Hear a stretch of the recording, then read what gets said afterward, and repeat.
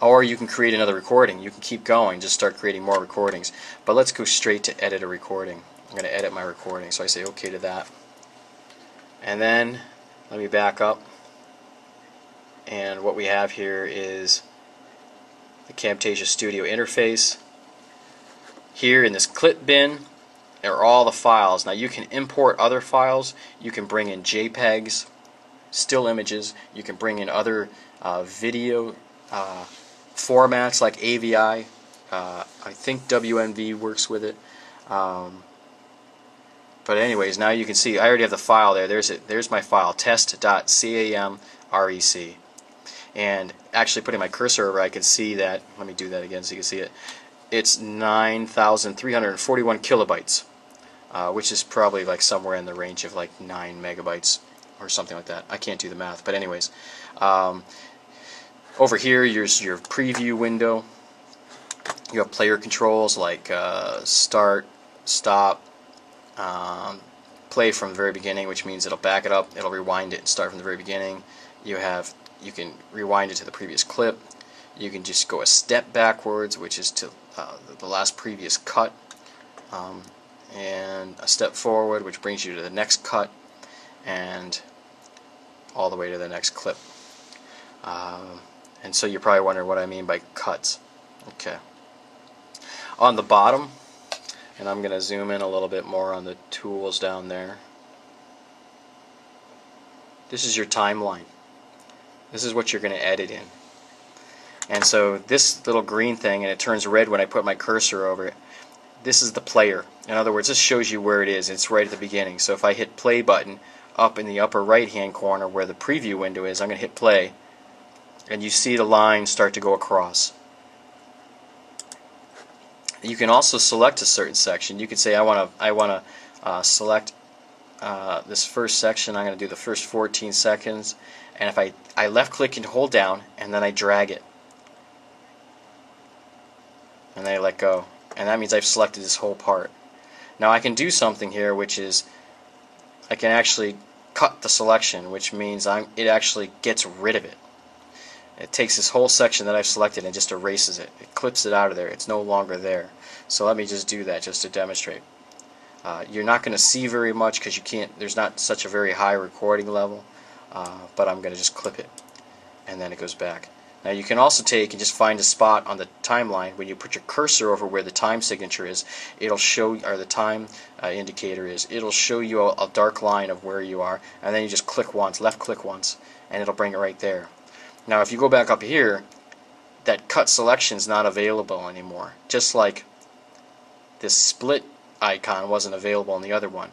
So in the previous case, when I had selected a complete section, I could cut that whole clip out.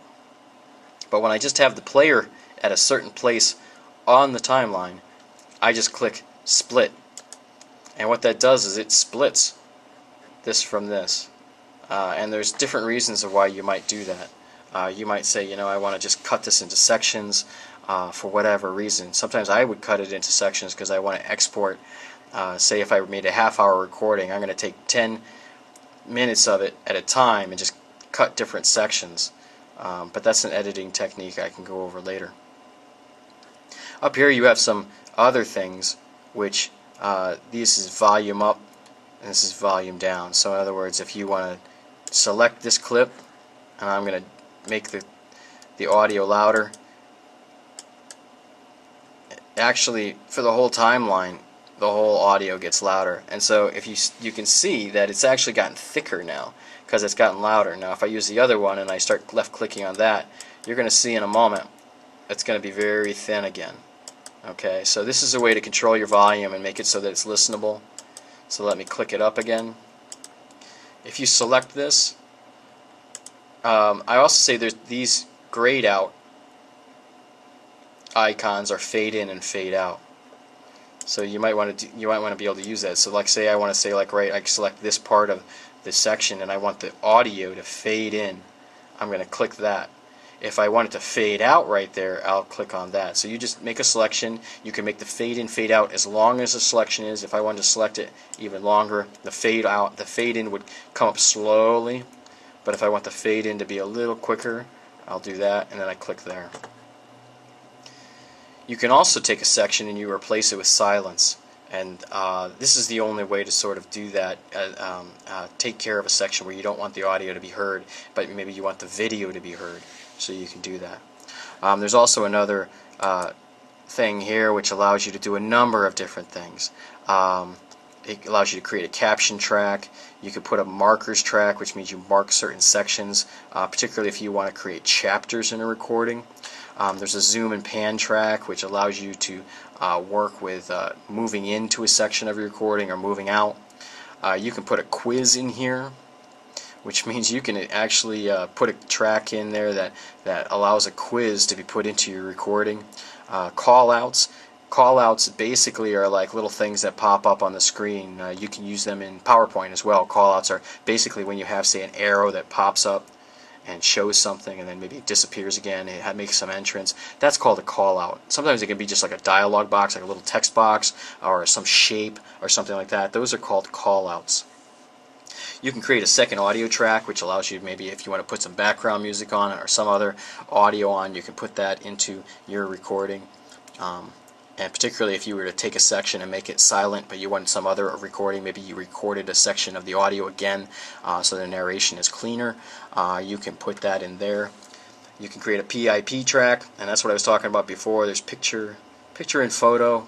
I can't remember the exact thing, and we'll go over that later on. But a PIP track, and then there's also a PIP audio track, and that allows you to include that. Oh, so actually I just realized picture in picture, that's what PIP means. So that's either you can put a picture and an overlay over the top of it, or if you were recording yourself speaking, you can actually put a little picture, a little box of your video of yourself talking, and then you can show the rest of your PowerPoint or something else that's going on.